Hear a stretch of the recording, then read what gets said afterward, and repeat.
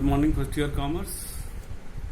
आज हम लोग एक नया चैप्टर स्टार्ट करेंगे, मॉनेटरी स्टैंडर्ड। आप लोगों ने ग्रेसम रात तक पढ़ा, उसके बाद 3 चैप्टर हम स्किप कर रहे हैं क्योंकि वो 3 chapter that is the value of money, quantity theory of money and inflation, ये 3 चैप्टर बहुत ही क्रूशियल चैप्टर है, not for only for the knowledge point of view of your exam but also for the coming competitive examination जो आप दोगे, चाहे civil service हो, चाहे banking हो, चाहे किसी टाइप का एग्जाम हो, बहुत ही है। तो मेरी पूरी कोशिश है कि वो तीनों चैप्टर हम आपको जब भी हमको मौका लगेगा हम लोग प्रेयर करेंगे कि हम लोग जब क्लासरूम में मिलेंगे तब हम उसको आपको पढ़ाएंगे, ठीक है। इसलिए वो 3 चैप्टर स्किप करते हुए हम जो है आज करेंगे मॉनेटरी स्टैंडर्ड। ये भी एक इम्पॉर्टेंट चैप्टर है जो जानने के लिए है, और यहीं तक मॉनेटरी स्टैंडर्ड वो 5 चैप्टर जो हम लोगों ने पढ़ा है और ये मॉनेटरी स्टैंडर्ड यहाँ तक हम जो है ये 6 चैप्टर हम लोग हाफ ईयरली में कवर भी कर रहे हैं जो आपका इसके बाद एग्जामिनेशन होने वाला है। बाकी डिटेल हम पोर्शन आपको अलग से डालेंगे। तो अब आते हैं चैप्टर, हम लोग लेक्चर स्टार्ट करते हैं, that is the monetary standard. देखो मॉनेटरी स्टैंडर्ड क्या होता है, स्टैंडर्ड वैल्यू क्या होता है, समझने के लिए छोटा सा हम लेते हैं। हम कपड़ा लेने जाते हैं तो कपड़े को नापते हैं लेंथ से, इतना मीटर। किसी सामान को लेते हैं इतना किलो, इतना किलोमीटर, हम इस तरह से नापते हैं। उसी तरह हमको जब हम कोई भी चीज हम खरीदते हैं तो उसमें जो है हम लोग उसको कहते हैं रुपये से कि कितना रुपये का है। जब हमारा सोना चांदी गोल्ड और सिल्वर स्टैंडर्ड एग्जिस्टेंस में आया, उस समय जो है हम लोग जो भी स्टैंडर्ड मेजर ऑफ वैल्यू जो चला वो गोल्ड एंड सिल्वर में चला। गोल्ड सिल्वर उसका वेट कितना होगा, ठीक है ना, उसका मिंट रेट क्या होगा कि मतलब कि एक का इतना, एक गोल्ड के बराबर इतना रेट, ये सारी चीजें चली। ये सारी चीजों के बारे में जब हम बात करते हैं कि इतने सामान कितने बिका है, इसकी वैल्यू क्या है, तो कहीं न कहीं हम बात कर रहे हैं उस रूल रेगुलेशन प्रिंसिपल की जो हमको बताता है कि ये जो भी हमारे पास करेंसी सिस्टम है, करेंसी सिस्टम जो भी है वो हमारे इकोनॉमी डेवलपमेंट के लिए बहुत जरूरी होता है।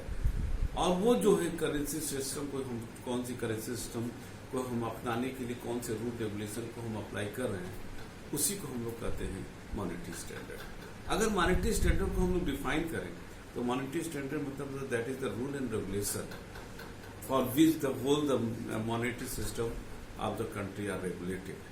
Government regulate, government prepare rule and regulation कि कैसे जो है सारी चीजों को जो करेंसी सिस्टम हमारे इकोनॉमी में करेंसी चल रहा है उसके सारी चीजों को जो गवर्नमेंट तैयार करती है, that is the monetary standard. अब जैसे कि हम इसको पहला paragraph, it is a very important paragraph इसमें दिया है, जो उसको पढ़ लीजिएगा, बीच में से हम स्टार्ट कर रहे हैं।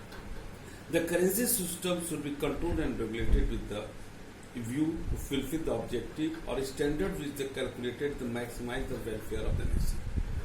हमारा स्टैंडर्ड जो मॉनेटरी सिस्टम होना चाहिए वो इस तरह का होना चाहिए कि देश का जो आर्थिक विकास, economic development of the country should be maximise, क्योंकि development welfare is the core object of the government, any government, and that can never be fulfilled until or unless the whole the monetary system is well regulated and controlled by the government, monetary authority.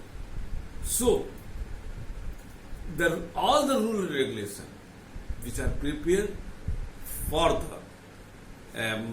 the to regulate the monetary standard in the country is the monetary standard. A good monetary standard can be play a vital role in the stabilizing the economy. As a result, trade and industry can progress. On the contrary, a bad monetary standard may result in the ruining the economy. Ruining माने बर्बाद कर देना। ऊपर के देखे paragraph में बेटा दिया है करेंसी स्टैंडर्ड और monetary standard. Monetary standard can be defined as the standard or the object with reference to which the value of currency unit is regulated. Regulated, ये this is the most important, जो देश में मुद्रा है उसको कैसे regulate किया जाए, उसके लिए रूल रेगुलेशन पॉलिसी कितना होना चाहिए मुद्रा according to the need of the economy, उसके लिए क्या है, ये सारी चीजों को हम लोग मॉनेटरी स्टैंडर्ड में हम लोग लेते हैं। तो मॉनेटरी स्टैंडर्ड हम लोगों को पता लगा क्या होता है कि रूल, रेगुलेशन एंड प्रिंसिपल। अब आता है what is the standard value. Standard value जैसे हमारे यहाँ रुपया है, जिससे हम किसी चीज को मेजर करते हैं, उसको कहते हैं स्टैंडर्ड वैल्यू।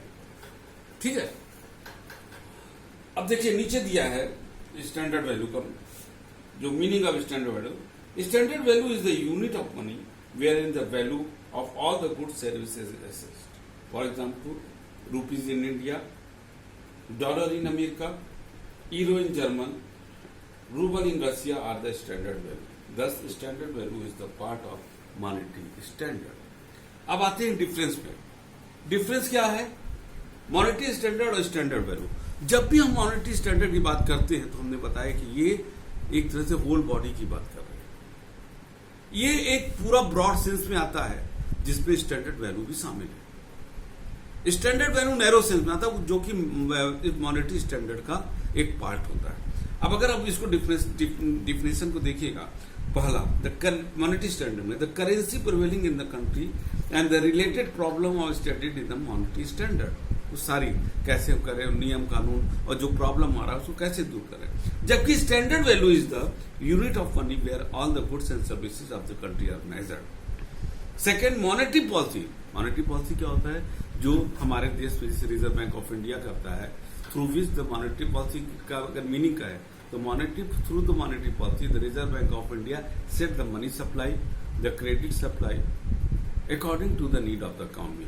कभी वो मनी सप्लाई ज्यादा करेगा, कभी मनी सप्लाई कम करेगा, जो उसको ऐसा एज पर the economy, need of the economy उसको लगता है। That is the second point. Monetary policy is not the part of the standard value. Standard value जो है मॉनेटरी स्टैंडर्ड का पार्ट होता है स्टैंडर्ड वैल्यू, लेकिन मॉनेटरी पॉलिसी वो इस मॉनेटरी स्टैंडर्ड को पूरा करने के लिए होता है। थर्ड, मॉनेटरी स्टैंडर्ड अभी बोले ब्रॉड सेंस में आता है and standard value narrow sense में। Monetary standard is based on the standard value, standard value is not based on the, माने standard value is the part of the monetary standard where the monetary standard is not the part of the standard value. Monetary standard is like the body of a man and standard value is the soul of the man. अब देखो इसको हम अपनी भाषा में बेटा संक्षेप में हम आपको बताते हैं। मॉनेटरी स्टैंडर्ड वैल्यू, हम ये सामान इतने रुपए का है, that is the standard value जो हम कोई सामान खरीदते हैं उससे आते हैं। और मॉनेटरी स्टैंडर्ड क्या होता है? जो करेंसी हम इकोनॉमी में, हम फिर से रिपीट करें, जो करेंसी हम इकोनॉमी में डाल रहे हैं, जा रहा है, उसको उसके बारे में गवर्नमेंट और या मॉनेटरी अथॉरिटी जो रूल, रेगुलेशन और पॉलिसी सेट करती है अकॉर्डिंग टू द नीड, उसको हम लोग मॉनेटरी स्टैंडर्ड में लेते हैं। तो मॉनेटरी स्टैंडर्ड जो रेगुलेट किया जाता है और वो रेगुलेशन होता है मनी सप्लाई, जैसे मॉनेटरी पॉलिसी मैंने बोला, जो मनी सप्लाई को एडजस्ट करना, कितना क्रेडिट होगा, ये सारी चीजें उसके अंतर्गत आता है। तो मॉनेटरी पॉलिसी इसीलिए कहा गया है monetary standard is the broad sense में है और स्टैंडर्ड वैल्यू एक नैरो सेंस में आता है। Both are complementary. Standard value is the part of the monetary standard. अब वेरियस फॉर्म इसमें आप देख लीजिएगा, इसको हम लोग पढ़ाएंगे। तो मॉनेटरी स्टैंडर्ड में जो पहला हमारा होता है वो होता है मोनोमेटलिज्म। मोनोमेटलिज्म क्या होता है? ध्यान दीजिएगा, हमने gold and silver, when a single precious metal like the gold या सिल्वर जो भी है, single precious metal are in circulation in the country as a principal money of the country, as a principal money in the unlimited legal tender. जैसे सोना अगर है, सोने की सिक्का अगर इकोनॉमी में है, that is the gold standard, सिर्फ सोने का है, दूसरा नहीं है। और गोल्ड है, गोल्ड का गोल्ड स्टैंडर्ड, और अगर सिल्वर है एज ए प्रिंसिपल मनी तो सिल्वर स्टैंडर्ड। लेकिन एक ही है मोनो स्टैंडर्ड में, मोनो मेटलिज्म में एक कोई रहेगा, या तो गोल्ड रहेगा या सिल्वर रहेगा, उसको कहते हैं मोनो मेटलिज्म, और वो principal money of the country होता है। और सेकंड, उस प्रिंसिपल मनी के साथ साथ वो अनलिमिटेड लीगल टेंडर मनी में होता है, एक को एक रहेगा।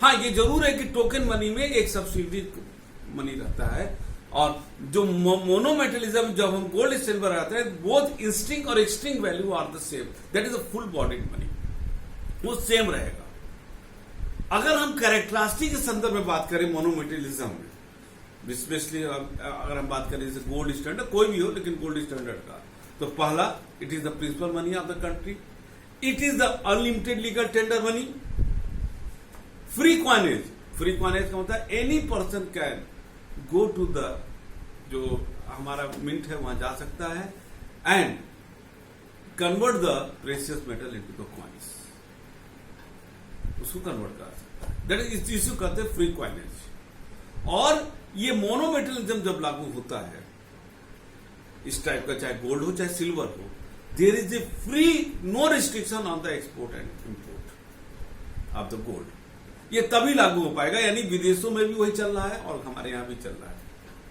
ठीक है। तो ये आपका है मोनोमेटलिज्म। इसमें अगर हम लोग बात करते हैं कैरेक्टरिस्टिक की मोनोमेटलिज्म का, the monometal is based on the one metal, clear, face value ये भी हमने बता दिया, फ्री क्वाइनेज, चौथा है मोनोमेटेलिक स्टैंडर्ड इज अनलिमिटेड, ये भी बता दिया।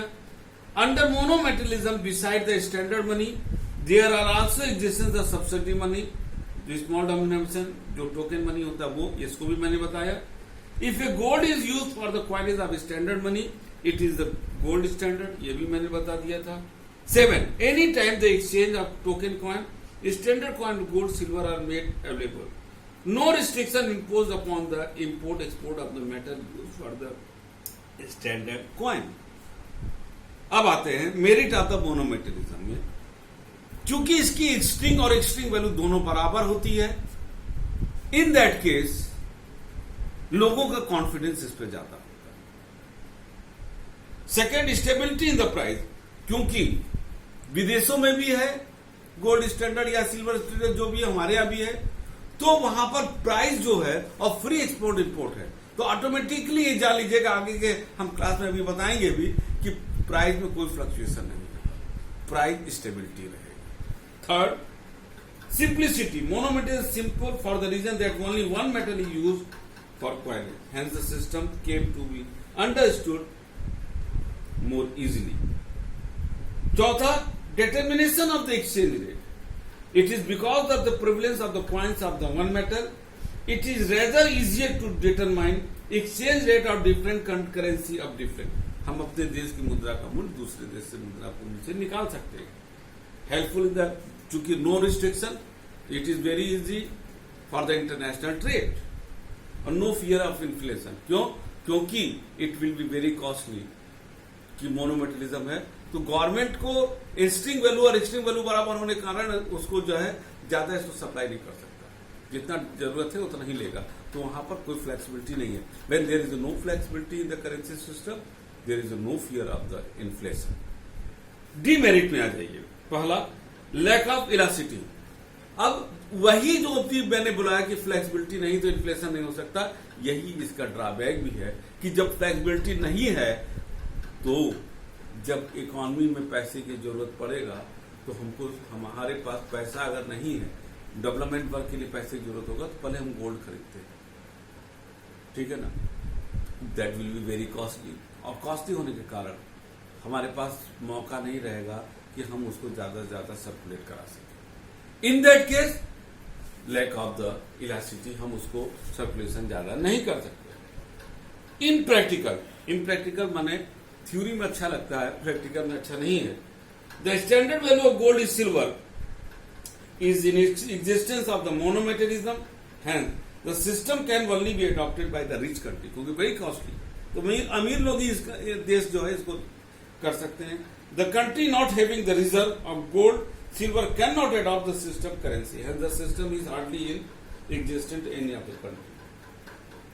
Determination of the precious metal, देखो हम लोग डिबेसमेंट में पढ़ भी चुके हैं कि नेचुरल वे में भी तो इसका हरास होगा, that will the natural law, national loss. The natural loss will be the national loss if you are using the gold currency in real terms. तो हम यूज करते करते अगर 10 ग्राम का, तो जैसे चप्पल नहीं देखते हो, चप्पल गिरते गिरते खत्म हो जाता है, उसी तरह गोल्ड खत्म हो जाएगा। तो that is the natural loss due to the wear and tear, and that natural loss become the national loss. We are totally wasting our gold बिना मतलब का। हाँ, ये जरूर था कि गोल्ड स्टैंडर्ड या जो सिल्वर स्टैंडर्ड था, ये तो तय है कि ये it was very costly and it is suitable only for the rich country, specially those country which are having, जिनके पास गोल्ड का खान, जैसे दक्षिण अफ्रीका में, उनके लिए ज्यादा बढ़िया। और कंट्री लाइक जो small country, undeveloped country, developing country which are not having the more money to purchase the gold, it will be very difficult for him to apply the gold standard. It will be very costly. और वहां पर क्या होगा कि जैसे ये जो country है ये अपने डेवलपमेंट वर्क पर खर्चा करने के बजाय ये जो है गोल्ड पर खर्चा करेंगे, तो it is the major drawback. तो इसलिए ये गोल्ड स्टैंडर्ड आगे हम लोग जो है जब नेक्स्ट चैप्टर में जाएंगे गोल्ड स्टैंडर्ड का, तो उसमें पढ़ेंगे कि ये क्यों खत्म हुआ, वहां पर बहुत एक अच्छी क्लास होगी, ये सब भी कारण बना। तो ये गोल्ड स्टैंडर्ड तब तक के लिए अच्छा था कि जब एक लिमिटेड हमारा काम था, बहुत ज्यादा डेवलपमेंट वर्क नहीं था, तब तक के लिए उचित था, ठीक है ना, व्हेन द गोल्ड स्टैंडर्ड। लेकिन सिर्फ गोल्ड स्टैंडर्ड से तो कॉस्टली हो सकता है, थोड़ा सा अगर हम और उपाय करें, क्या गोल्ड स्टैंडर्ड ही ठीक है? चलो एक सस्ता भी स्टैंडर्ड इस्तेमाल कर देते हैं, गोल्ड स्टैंडर्ड के साथ सिल्वर को भी ले लेते हैं।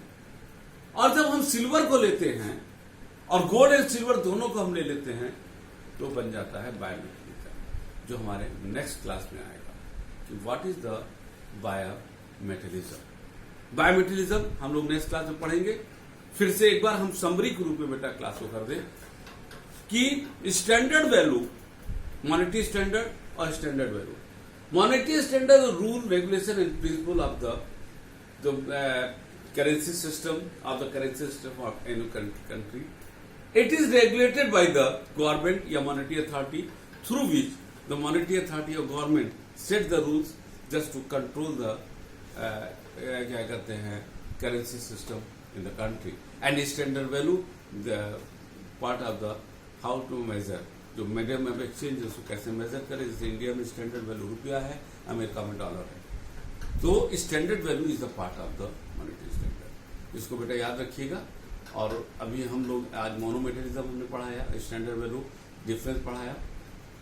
नेक्स्ट क्लास में हम आपसे बात करेंगे बायोमेटेरिज्म। तब तक के लिए थैंक यू, गुड बाय।